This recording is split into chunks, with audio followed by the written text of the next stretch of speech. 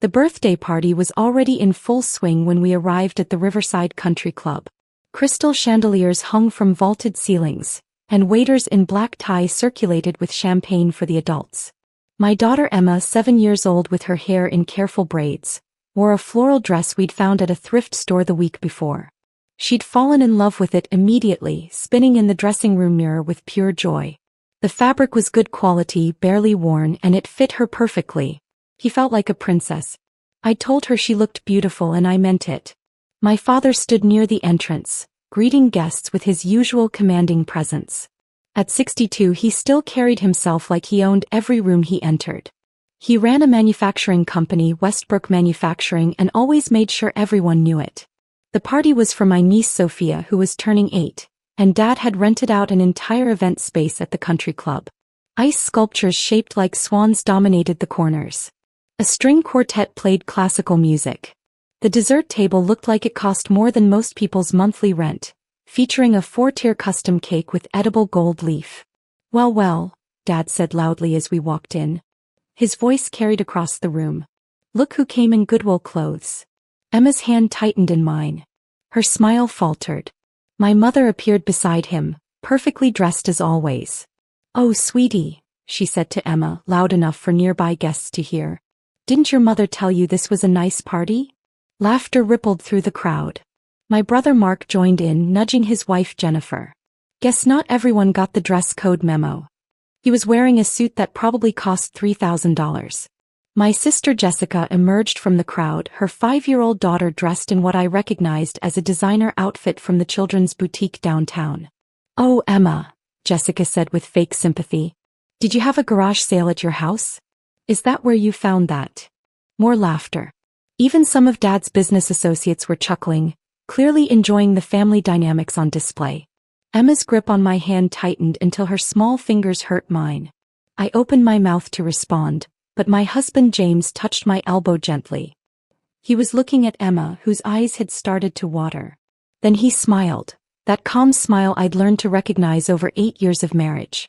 "It's a beautiful dress, sweetheart," James said to Emma. "You look perfect." Dad snorted. "James, come on. You can afford better than thrift store clothes for your kid. What do I pay you for?" That was the thing. Dad thought he paid James. James worked as the chief financial officer at Dad's company, had for 6 years now. Dad loved reminding everyone that he'd given James a chance, despite him not having an Ivy League degree.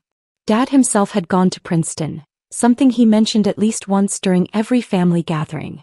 He'd built Westbrook Manufacturing from the ground up 40 years ago, or so the family story went. It was his identity, his pride, his proof that he was better than everyone else. "You pay me exactly what the position is worth," James said pleasantly.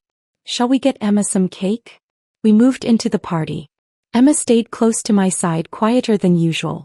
The other children ran around in their designer outfits. My sister-in-law Jennifer made a point of complimenting Sophia's custom-made dress, then looked meaningfully at Emma.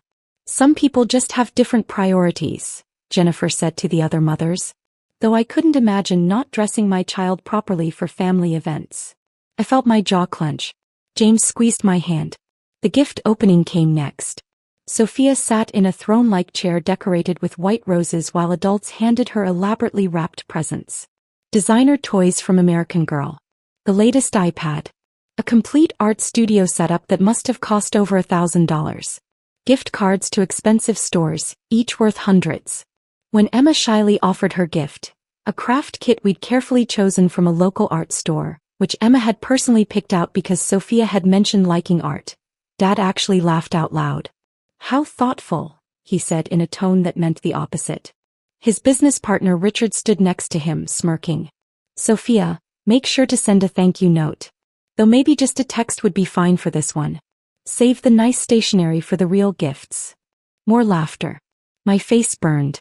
Emma pressed against my leg, trying to make herself smaller. I saw her bottom lip trembling. "You know what your problem is?" Dad directed this at me, warming to his subject now. Everyone was watching. "You never learned the value of success. Look at your brother. Look at Jennifer. They understand what it means to maintain standards." Mark nodded seriously. "It's about teaching children what matters." "Exactly," Dad continued. And frankly, I'm embarrassed. This is a family event. We have business associates here. What does it say that my own granddaughter shows up looking like she shops at a homeless shelter? The room went quiet. Emma was crying now, silent tears running down her cheeks. I crouched to comfort her, fury building in my chest. James pulled out his phone, still wearing that calm smile. That's interesting, he said conversationally.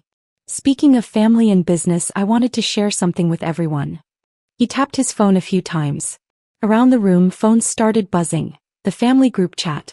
Everyone looked down at their screens. What is this? Dad asked, frowning at his phone. That, James said, is the corporate filing from 2019. When your company almost went bankrupt. Remember that? Dad's face darkened. That's private business information. It's public record, actually. Available to any shareholder. James's voice remained pleasant, almost conversational. And as you can see there, when you were 3 months from losing everything, you had to accept an investment offer, 73% controlling interest in exchange for the capital to stay afloat. The agreement was signed on March 15, 2019, at 3:47 p.m., in the offices of Cohen & Associates downtown. You were desperate enough that you signed without even reading the full disclosure documents. My mother's eyes widened. What are you talking about? James tapped his phone again. More buzzing. That's the shareholder registry, current as of this morning. See that investment firm?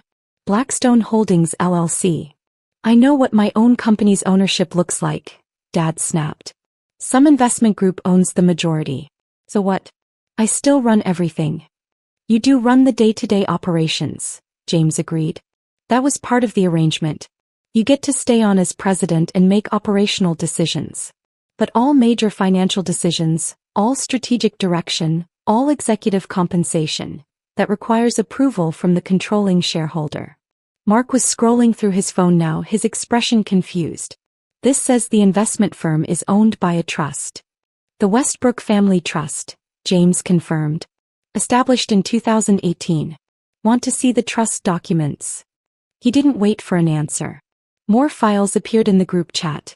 My sister-in-law gasped.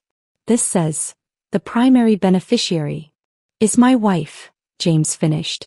Emma's mother. The woman you've been mocking for the past hour. The room was completely silent.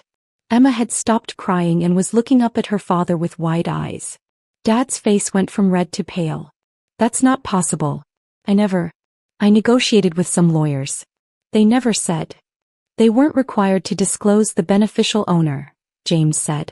Only the purchasing entity. My wife preferred to keep it quiet. She thought it would be better for family dynamics if you didn't know she'd saved your company. Saved. Dad's voice cracked. James pulled up another document. Your debt at the time was $8.2 million. Vendors were threatening to sue. Payroll was about to bounce. The trust paid off all your debts, invested another $3 million in modernizing your equipment, and restructured your supplier contracts. Your company is now valued at around $40 million. $40 million, my mother whispered. Of which my wife owns 73%, James said. That's roughly $29 million, give or take. Jennifer's hand went to her mouth. Mark just stared. I don't believe this, Dad said, but his voice had no strength. You're making this up. James's phone rang. He answered it on speaker. Hello. Mr. Thompson, this is David Martinez from Cohen & Associates, the lawyer said, his voice crisp and professional. You asked me to call at 3:30 regarding the Westbrook matter. I have the board resolution you requested. Thank you, David. I'm here with the family now. Can you confirm the ownership structure of Westbrook Manufacturing? Of course. According to our records and the corporate filings, Blackstone Holdings LLC owns 73% of all outstanding shares. Blackstone is wholly owned by the Westbrook Family Trust, established in Delaware for tax purposes. The primary beneficiary and trustee is Mrs. Sarah Thompson. Her husband, James Thompson, serves as the trust's financial manager and holds power of attorney for all business decisions until the secondary beneficiary reaches age 25. Dad sat down heavily in one of the party chairs. He looked like he might be sick. His face had gone gray. And can you confirm, James continued, what authority the minority shareholder has regarding major business decisions? The minority shareholder, currently Mr. Robert Westbrook, has no authority over strategic decisions, executive compensation, or financial restructuring without written approval from the majority shareholder. As outlined in the 2019 investment agreement, Mr. Westbrook serves at the pleasure of the trust and can be removed from his position by majority vote. Thank you, David. That's all I needed. James ended the call. The silence in the room was deafening. You've been working for your own daughter this whole time, my mother said to Dad, her voice faint. Not exactly, James corrected. He's been working for his granddaughter, actually. The trust is structured to transfer fully to Emma on her 25th birthday. Until then, my wife manages it on her behalf. Emma looked up at me. I own Grandpa's company? You will, I told her softly. When you're older. Dad's hands were shaking. Why didn't you tell me? For the first time I spoke directly to him. Because you never asked. You assumed I was struggling. Assumed I was failing. You never once asked about my life, my investments, or where the money came from when I bought my house. You were too busy judging. The house, Mark said slowly. You paid cash for that house. I did. Jennifer's expression shifted from smug to calculating. So when you said you couldn't invest in Mark's startup. I said I chose not to invest, I corrected. Because his business plan was terrible and I don't throw money away on family vanity projects. Mark flushed red. Dad was still staring at his phone. I could have lost everything. If you'd wanted to, you could have. Could have destroyed you financially? James finished. Yes. At any point in the last 6 years we could have called the loans, restructured the board, or sold the company out from under you. We didn't. Because despite everything we thought family mattered. Thought? My mother caught the past tense. I looked at Emma, still in her beautiful thrift store dress, her face blotchy from crying. My daughter wore this dress because she loved it. Because she felt pretty in it. Because we're teaching her that value isn't measured by price tags. And you humiliated her in front of everyone. Sweetheart, Dad started, but I held up my hand. James has been documenting everything, I said. Every dismissive comment. Every joke at my expense. Every time you've undermined me in front of my daughter. We were willing to let it go. We didn't need you to know the truth. But you crossed a line today.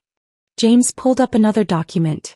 This is a board resolution, drafted this morning. It removes Robert Westbrook as president of Westbrook Manufacturing, effective immediately. It requires only the majority shareholder's signature. You can't, Dad whispered. We can, I said. But we won't.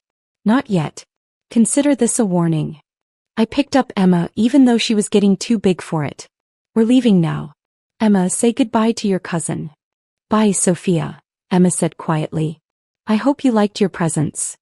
We walked toward the exit. The crowd parted in silence. Wait, Dad called out. We stopped. I'm sorry. I'm so sorry. I turned back. He looked older suddenly, smaller. You're sorry you humiliated your granddaughter? Or you're sorry you found out I have power over you? He opened his mouth. Closed it. No answer came. That's what I thought, I said. In the car, Emma was quiet for a long time. Finally she said, Daddy, do I really own Grandpa's company? You will, James said. When you're grown up. Will I have to be mean like Grandpa? No, baby, I told her. You can be successful and kind. You can be powerful and gentle. You can wear whatever makes you happy and still be worth more than everyone in that room combined. He thought about this. Can we go get ice cream? James laughed. Absolutely. As we drove away, my phone buzzed continuously. Messages from family members. Apologies. Explanations. Excuses. I turned it off. Emma fell asleep in her thrift store dress, ice cream on her chin, completely unaware that she was a millionaire. That was exactly how I wanted it. She'd learn about money and power and responsibility when she was ready. For now, she just needed to know she was loved, and that her dress was perfect. My phone buzzed one last time before I silenced it. A message from Dad. Please. We need to talk. I deleted it. He could wait. For the first time in my life, he could wait on me. Outside the car window, the city lights blurred past. Emma snored softly. James reached over and squeezed my hand. You did good, he said quietly. I squeezed back. We did good. And we had. Not just today but 6 years ago, when we'd quietly saved a failing company. When we'd let Dad keep his dignity and his title. When we'd built something valuable while he dismissed us. The difference was now he knew. Now they all knew. And that changed everything.